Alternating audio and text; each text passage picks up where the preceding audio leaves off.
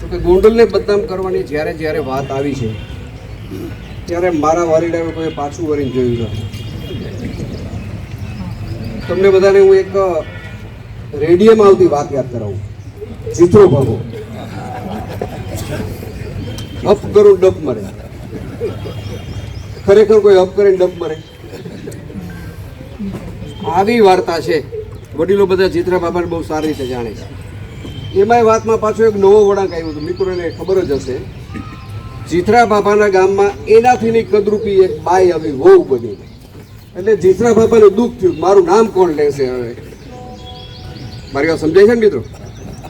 આવી બધી વાતમાં નહીં પડતા મને લાગે છે કે ગોંડલની જે રીતે પ્રગતિ છે, ગોંડલ જે રીતે સુખાકારીથી જીવે છે, ગોંડલની અંદર ધંધા ઉદ્યોગ, મને લાગે છે કે રાજકોટ અને ગોંડલ વચ્ચે કોઈ જગ્યા ખાલી નથી. મને એવું દેખાય છે કે આ શાંતિનું પરિણામ છે, આ સલામતીનું પરિણામ છે. આ બધા ભેગા મળીને આજે આ મળ્યા છે. આમાં કોઈ ક્ષત્રિય ને પાટીદાર બે જ નથી. લગભગ સમાજ માનો કે 18 આલામાની અંદર છે. બધાએ પોઝિટિવ આ વાતની દિશા લીધી છે. બધાએ બંને પક્ષને સમજાવ્યા છે. બંને પક્ષે પણ આ વાતને સાચી રીતે સ્વીકારી છે. એમને બંનેનું હૃદયપૂર્વક અભિનંદન આપું છું. હવે જ્યારે જ્યારે બદનામ કરવાની વાત હોય, આક્ષેપની વાત હોય, ત્યારે તો પાયા વિહોણા ગમે એવા આક્ષેપ થઈ શકે. આ વાતનો મને લાગે છે કે જવાબ દેવો પણ મને ઉચિત નથી લાગતું.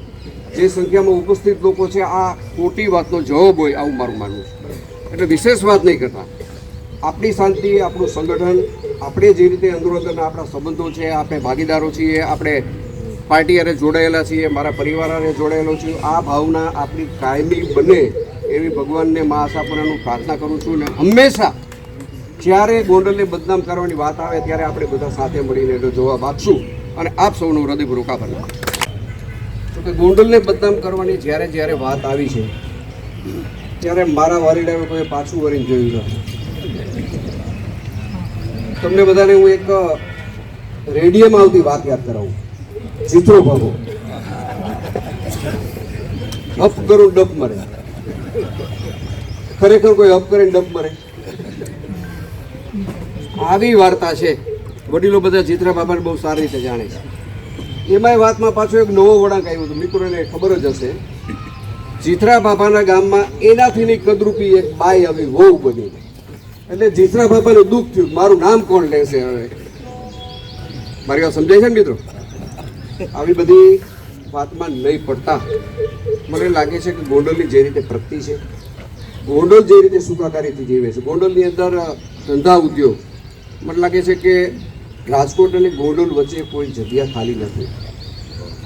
મને એવું દેખાય છે કે આ શાંતિનું પરિણામ છે, આ સલામતીનું પરિણામ છે. આ બધા ભેગા મળીને આજે આ મળ્યા છે. આમાં કોઈ ક્ષત્રિય ને પાટીદાર બે જ નથી. લગભગ સમાજ માનો કે 18 આલામાની અંદર છે. બધાએ પોઝિટિવ આ વાતની દિશા લીધી છે. બધાએ બંને પક્ષને સમજાવ્યા છે. બંને પક્ષે પણ આ વાતને સાચી રીતે સ્વીકારી છે. એમને બંનેનું હૃદયપૂર્વક અભિનંદન આપું છું.